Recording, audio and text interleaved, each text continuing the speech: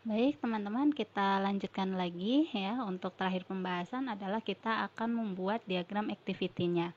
Diagram activity ini dibuat berdasarkan pada skenario use case. Jadi, teman-teman harus menjabarkan secara tepat dan detail pada skenario use case ini sehingga bisa diperoleh gambaran sistem kegiatannya pada diagram activity ini ya. Seperti pada contoh ini adalah kita akan membuat untuk use case login.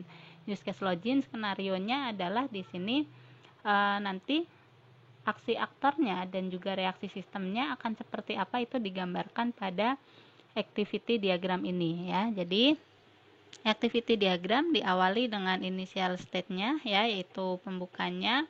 Kemudian di sini aktor mengawali dengan membuka aplikasi ya, maka di sini membuka aplikasi. Kemudian sistem akan bereaksi untuk menampilkan form login ya. Nah, di sini setelah membuka aplikasi, sistem akan bereaksi menampilkan form atau halaman login ya. Kemudian input username dan password. Ini adalah selanjutnya setelah sistem menampilkan halaman login, maka aktor ini akan mengisi form login tersebut ya. Apa yang diisi? Yang diisi di sini adalah form login, setelah diisi lalu klik login dan cancel. Jadi di sini usernya akan menginputkan username dan password ya. Setelah mengisi username dan password ada dua tombol, yaitu klik login atau klik cancel ya. Klik login atau klik cancel. Nah, setelah itu di klik login, misalkan pilihannya adalah klik login, maka sistem akan melakukan reaksi ya. Di sini reaksi sistem adalah memvalidasi username dan password ya. Nah, setelah sistem melakukan validasi username dan password, ini artinya adalah apa yang diinputkan pada form login dicocokkan oleh sistem dengan database yang dimiliki untuk username dan password yang diinputkan ya.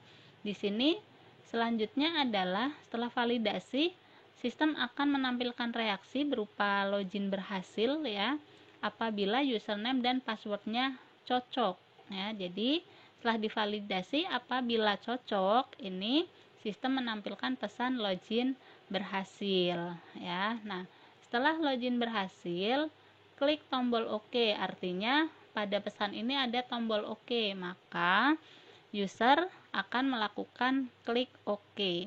Setelah melakukan klik OK, menampilkan form menu utama. Ya, jadi setelah user melakukan klik OK, sistem akan bereaksi dengan menampilkan form utama ya. Nah, ini adalah apabila alurnya sesuai ya. Namun apabila alurnya tidak sesuai, maka harus ada skenario alternatif. Dalam hal ini adalah apabila user dan passwordnya yang diinputkan itu tidak sesuai ya. Nah, di sini jika menampilkan menu username dan password yang salah. Jadi dari yang validasi username ini ya, alternatifnya jika salah adalah menampilkan pesan username dan password salah. Lalu pada form pesan atau form message box tersebut ada tombol OK ya, maka aktor akan klik OK, dia selanjutnya akan menampilkan form login. Jadi setelah tampil message box OK ya, message box pesan username salah, dilanjutkan dengan klik tombol OK karena pada message box tersebut ada tombol OK-nya ya. Kemudian kembali ke form login ya. Ini untuk alternatifnya ya. Apabila berhasil, ini kondisi akhirnya adalah aktor dapat melakukan kegiatan pada sistem sesuai dengan kewenangannya. Jadi proses login artinya sudah selesai. Dalam hal ini adalah teman-teman bahwasanya kenapa akhirnya ada di sini, karena diawali dengan membuka aplikasi. Setelah selesai tampil menu utama, itu form loginnya akan ditutup ya, atau tidak lagi ikut diakses ya. Jadi yang tampil adalah atau yang aktif hanya menu utama. Nah, lalu bagaimana untuk membuat diagram activity seperti ini ya, teman-teman masih bisa menggunakan seperti yang kemarin, yaitu menggunakan star UML ya. Kali ini Ibu menggunakan contoh sistem informasi yang ATK ya. ini adalah untuk use case secara umumnya, ini sesuai dengan yang terlampir di dokumen ya teman-teman. Nah ini ya, ada use case-nya. Ini use case-nya, kemudian berdasarkan use case ini ada use case login, ada use case data departemen ya, input data user dan seterusnya ya. Dari masing-masing ini akan kita buatkan untuk skenario dan juga activity-nya ya. Yang akan kita buat kali ini adalah untuk activity login berdasarkan skenario login. Nah, ini adalah yang sudah Ibu buat ya. Nah, kalau teman-teman mau buat dari awal sama seperti minggu yang lalu ya. Kalau kemarin kita di sini adalah menambahkan use case, maka kalau untuk membuat baru ini teman-teman nanti bisa menambahkannya adalah activity diagram ya. Di sini ada activity diagram, kemudian diklik ya. Teman-teman akan membuat apa gitu ya. Oke. Nah, kita akan membuat kurang lebih seperti ini ya. Kita sini kita perbesar agar lebih mudah.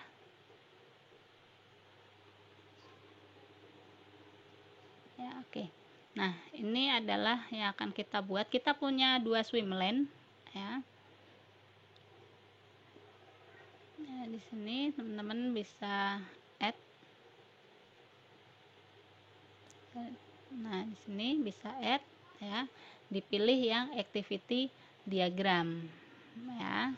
Dipilih yang activity diagram, maka nanti bisa muncul untuk yang login. Oke, kita coba. Misalnya Ibu akan membuat baru di sini activity diagram ya. Meskipun sudah punya ya, ini Ibu tadi udah punya, kita buat lagi activity diagram kita, namanya misalnya contoh login. Oke ya. Nah, maka di sini akan muncul ya. Akan muncul contoh login. Nah, bagaimana kita membuatnya? Kita bisa menambahkan di sini ada 2 swim lane ya. Kita buat 2 swim lane. Ini adalah tools kita ya, ada action state-nya, ada inisial, ada final ya. Kemudian di sini ada swim lane-nya, vertikal dan horizontal ya. Kita nanti akan menggunakan yang vertikal. Kemudian ada transition-nya ya. Oke, kita menggunakan 2 swim lane teman-teman. Nah, ini boleh digambarkan berdekatan atau berjauhan juga tidak apa-apa, yang pasti ini menggambarkan 2 bagian yang berbeda ya. Yang pertama di sini adalah untuk general affair dan manager general affair ya. Ini ada general affair dan manager general affair ya. Oke, kemudian di sini adalah menggambarkan sistemnya atau reaksinya nanti akan seperti apa terhadap yang dilakukan aktor ya. Nah, ini tadi sudah kita bahas alurnya ya. Ini disesuaikan dengan skenarionya. Jadi di sesi ini kita akan langsung membuat aja. Ada initial state ya. Di bagian general affair kita memiliki 1 2 3 4 5 6, ada 6 untuk activity-nya. Jadi kita langsung saja ya. Kita punya initial state teman-teman di sini 1, kemudian kita punya 6 ya, 1 2 3 ya, 4 5 6. Oke, nanti kita sesuaikan apa saja isinya. Buka aplikasi, input username dan password ya. Buka aplikasi, kemudian input username password ya. Kemudian di sini ada percabangan, oke. Sama sama cancel ya. Ada percabangan,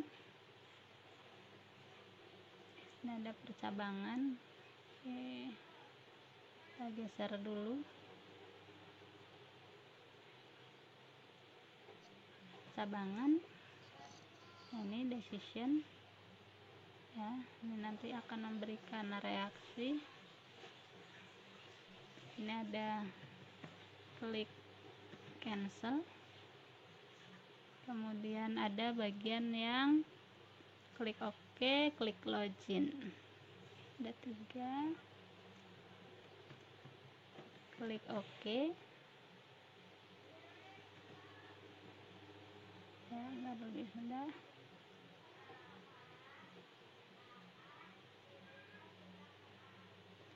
Klik OK, kemudian ada klik login ya, dan sini nanti ada alternatif lagi, klik OK.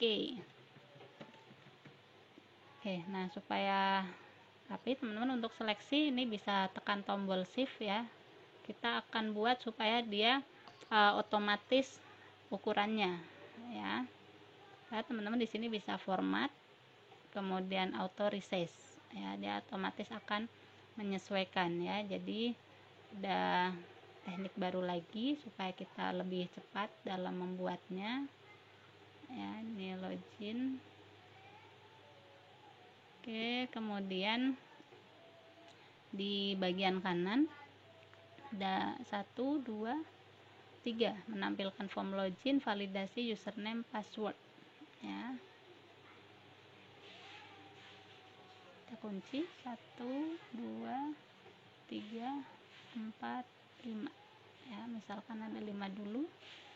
Di sini adalah menampilkan form login, menampilkan. Nah, di sini teman-teman bisa double klik ya, atau ketik namanya di sini ya. Kemudian bawahnya ada validasi username password. Validasi username password ya. Sebelah kanannya ada pesan login berhasil. Oke, di sini kita punya decision. Bukan ini. Decision ya. Kemudian pesan login berhasil.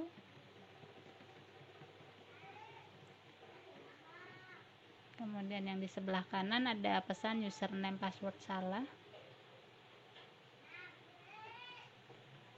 Pesan username password salah ya. Kemudian di bagian bawah ada kembali ke menu utama, bukan kembali ya, menuju ke menu utama ya. Ke menu utama, kemudian berakhir. Ini ada final state nanti ya di sini. Oke, kita bisa rapihkan ya. Kita buat supaya otomatis aja, auto resize ya. Nah, dari sini